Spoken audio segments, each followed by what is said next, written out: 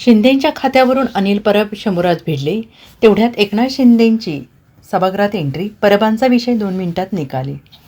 राज्याचा अर्थसंकल्पीय अधिवेशनाच्या आजच्या मंगळवारच्या कामकाजावेळी विधान परिषदेमध्ये शिवसेना उद्धव बाळासाहेब ठाकरे पक्षाचे आमदार अनिल परब आणि मंत्री शंभूराज देसाई एकमेकांशी भिडल्याचं दिसून आलं. सभागृहामध्ये अनिल परब यांनी आपलं म्हणणं मांडताना म्हटलंय की या सभागृहाचे नियम, या सभागृहाच्या परंपरा आणि सभागृह कसं चालवणं हे आपला अधिकार कक्षात येतं. ज्यावेळी विधानसभेचं अधिवेशन चालतं त्यावेळी मुख्यमंत्री आणि उपमुख्यमंत्री हे बऱ्याच वेळेला बिझी असतात.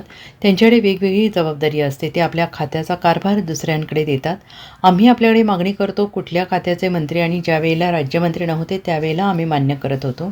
मुख्यमंत्र्यांचे अधिकार दुसऱ्या मंत्र्यांना दिले आहेत, ते उत्तर देत आहेत. परंतु आता त्या खात्याचा राज्यमंत्री आज आहे आणि राज्यमंत्री असताना देखील मंत्री जर येऊन मुख्यमंत्र्यांचे किंवा उपमुख्यमंत्र्यांचे विषय हाताळत असतील तर योग्य आहे का? त्या राज्यमंत्र्यांचा अधिकार कमी आहेत का? ते राज्यमंत्री कॅपेबल नाहीत का? राज्यमंत्र्यांचा असा अवमान करण्याचा अधिकार आपल्या सभागृहात नाही. आम्ही देखील अनेक वर्ष आमदार आहोत.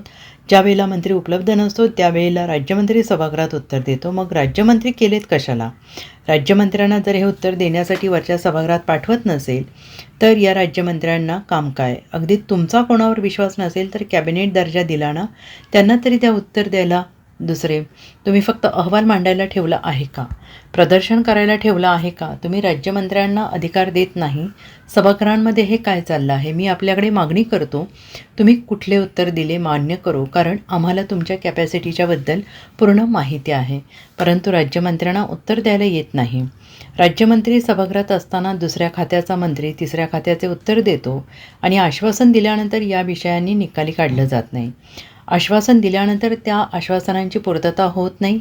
समित्यांच्या बैठकीत मंत्री उत्तर देत नाही. या विषयांचा काहीतरी करा, काहीतरी निर्देश द्यावेत.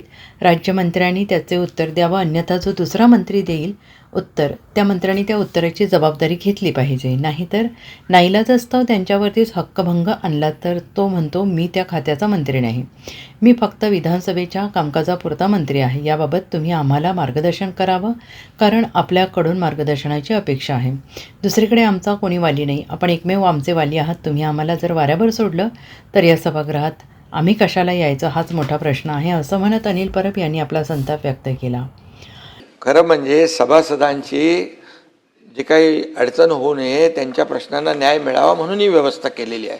आणि राज्यमंत्री आणि आमचे जे मंत्री आहेत ज्यांना जबाबदारी दिली आहे ते कॉर्डिनेशनमध्ये ते काम करत आहेत.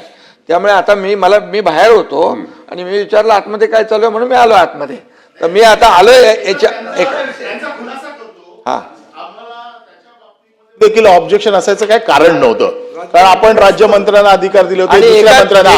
परंतु गेल्या एक मिनिट खाली पण जेव्हा विषय येतात आणि वरती पण येतात आणि त्यामुळे मग ते सगळं सरकत होते. सभापती महोदय ताबडतोब दखल घेतली म्हणून मी आलोय.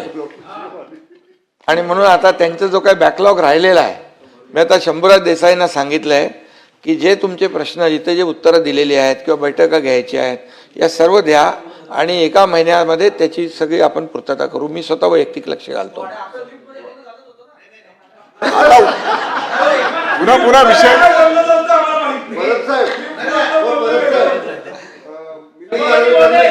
आणि एकच आहे याच्यामध्ये ओ शशिकांतजी, गैरसमज कोणाचा नसावा, कारण शेवटी या सभागृहामध्ये विधानसभा आणि विधान परिषदेमध्ये अधिवेशनामध्येच प्रश्नाला उत्तरं मिळतात, न्याय मिळतो. त्यामुळे आणि सभापती सदस्यांची गैरसोय होऊ नये, त्यांच्या प्रश्नाला न्याय मिळावा म्हणून ही तात्पुरती व्यवस्था केलेली आहे. त्यामधून जे काही राहून गेलेलं आहे ते सगळं आपण 1 महिन्याच्या आतमध्ये ते हे करू. संबंधित मंत्र्यालाही मी सांगतो, तुमचेही काही त्यात जे प्रलंबित विषय आहेत ते फ्रेश एकदा देऊन टाका, म्हणजे त्याचा आपण मार्ग काढून टाकू, काही प्रॉब्लेम नाही. Bureau report, SBN Marathi, Mumbai.